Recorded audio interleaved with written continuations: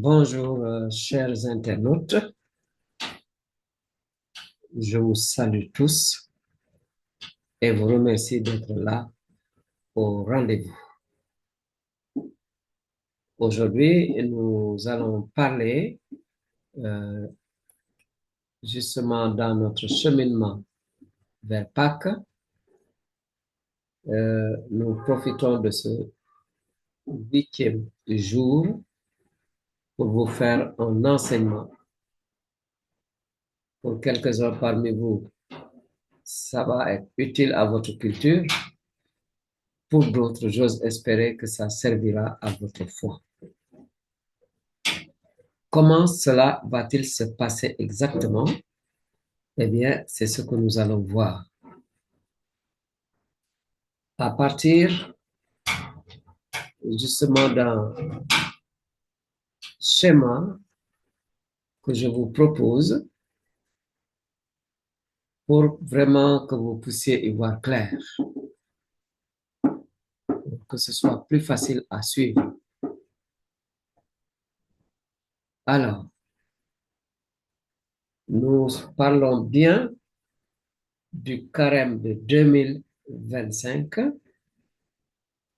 où délibérément, nous avons opté pour une démarche synodale et au quotidien.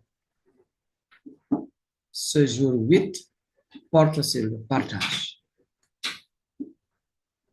Vous voudrez bien m'excuser parce que je suis pris entre, j'allais dire le marteau et l'enclume, en tout cas entre deux contraintes. La première, c'est de dire au moins l'essentiel sur le sujet, le partage.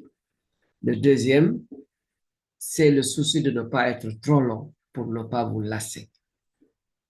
Alors, souffrez que je prenne un peu le temps qu'il me faut pour vous partager l'essentiel en ce jeudi 13 mars 2025. Parler du partage dans le cadre du carême nécessite pour quelques-uns, en tout cas pour être sûr que nous allons parler le même langage, eh bien, de dire de quoi nous parlons, de quoi il s'agit. Donc, il s'agit de la définition.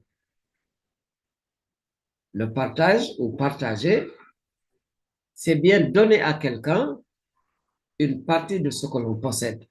Parfois même, c'est lui donner tout.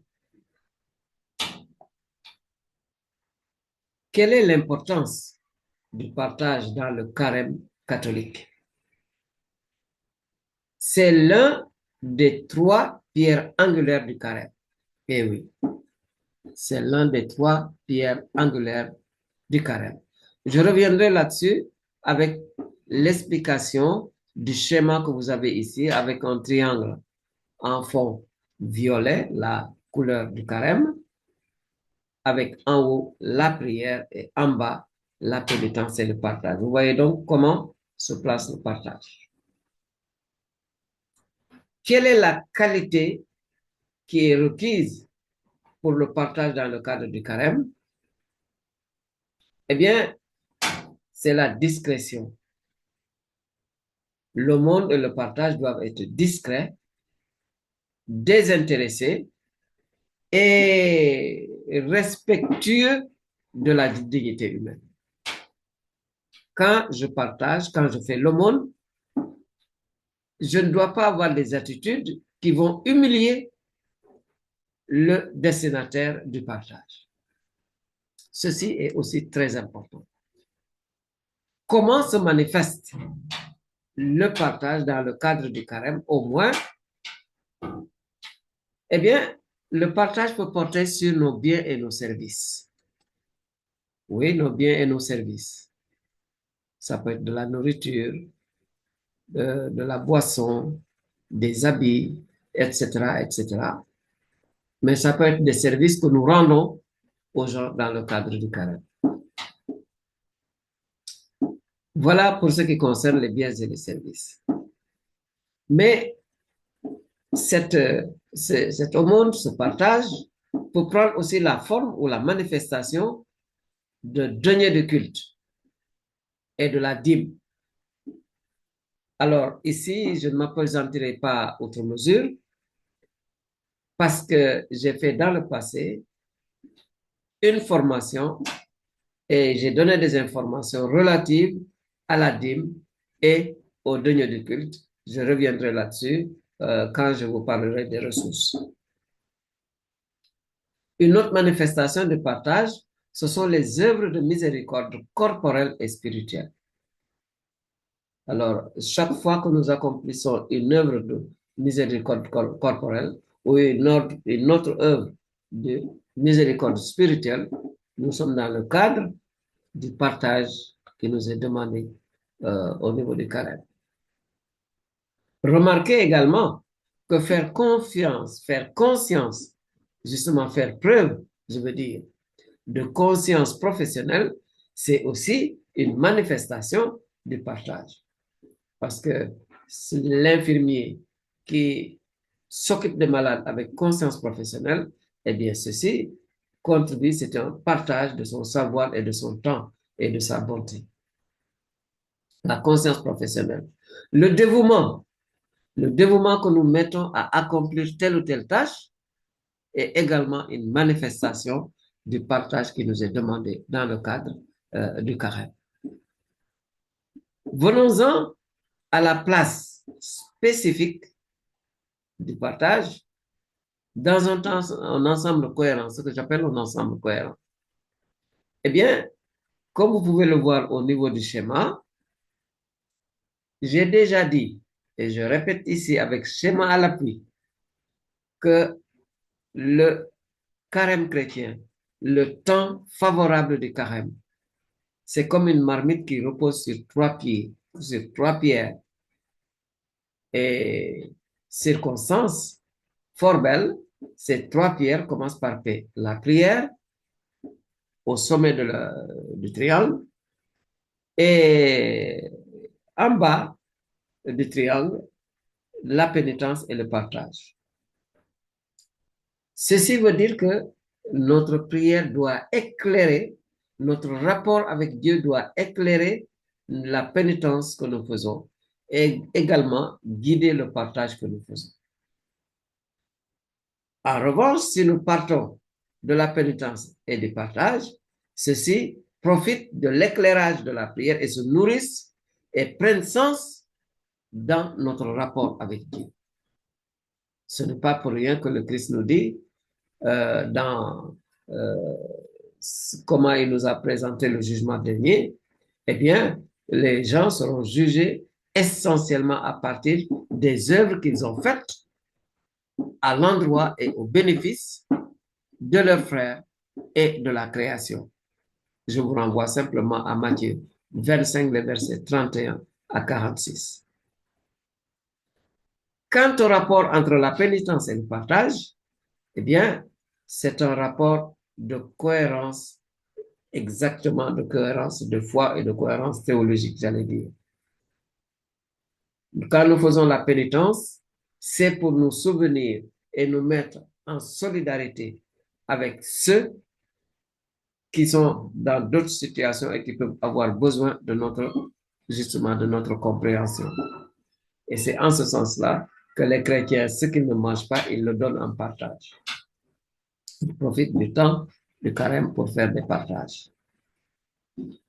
Nous avons également, il faut voir comment se situe, ou tout au moins quel est le sacrement qui illustre vraiment à merveille le partage. Il s'agit de l'Eucharistie. L'Eucharistie, pour ceux qui ne sauraient pas, sinon on rappelle, c'est action de grâce. Eh bien, c'est le sacrifice de Jésus-Christ qui se donne en nourriture de vie par amour et qui nous invite à témoigner de son amour. Et tout ceci, nous avons pour illustration qui viennent un peu corroborer tout cela, eh bien, nous avons par rapport à la dîme, le livre de Deutéronome au chapitre 14 au verset 2, le livre de Nombres, le chapitre 18, verset 21, Voilà pour la dîme. Quant au denier du culte, il y est question en Matthieu 17, les versets 24 à 27. Nous en avons un exposé également dans le catéchisme de l'Église catholique, CEC, dans la leçon 52, les numéros 559 à 561. Et ce n'est pas tout. Les évêques de la conférence épiscopale interterritoriale de Sénégal, Mauritanie, Cap-Vert et Guinée-Bissau, dans le mandement de Carême 2025 en page 12, il parle également du denier du culte comme un devoir justement de solidarité. Quant à nos modestes contributions personnelles, je vous signale que dans YouTube, au niveau de notre chaîne qui s'appelle Lumen Gentium TV, nous avons eu à traiter de la dîme. Et cette production est en français. Donc, vous pouvez vous reporter à cette chaîne-là et vous visionner la publication, la dîme. Dans notre livre dont nous vous avons déjà parlé également, qui s'appelle Des trésors de la foi catholique, nous évoquons également ces différents éléments. Voilà donc, chers internautes, pour aujourd'hui, eh bien, notre modeste contribution dans notre cheminement vers Pâques. Alors, il va sans dire que ceci est une synthèse, un ramassis que nous avons voulu le plus instructif possible. Alors, j'espère que ceci vous aura été utile. N'oubliez pas ceux qui ne l'ont pas encore fait et qui sont intéressés et qui veulent s'abonner à notre chaîne Lumen Gentium TV, ils peuvent le faire. Je vous signale également en toute modestie que nos enseignements, vous pouvez les partager autour de vous. Ils sont faits pour cela, pour éclairer. Et il n'y a pas de problème. Et nous rendons grâce à Dieu de ce que de plus en plus, vous êtes nombreux à suivre ces enseignements. Et cela nous conforte et nous réconforte. Mon peuple périt faute de connaissance, disait l'Éternel, déjà du temps du prophète Osée. Et celui-ci nous a transmis cette inquiétude en Osée 4 au chapitre 6. Saint-Tas de Carême, à ceux qui sont à Ramadan, nous souhaitons également Ramadan Mubarak. Merci, au revoir, à la prochaine.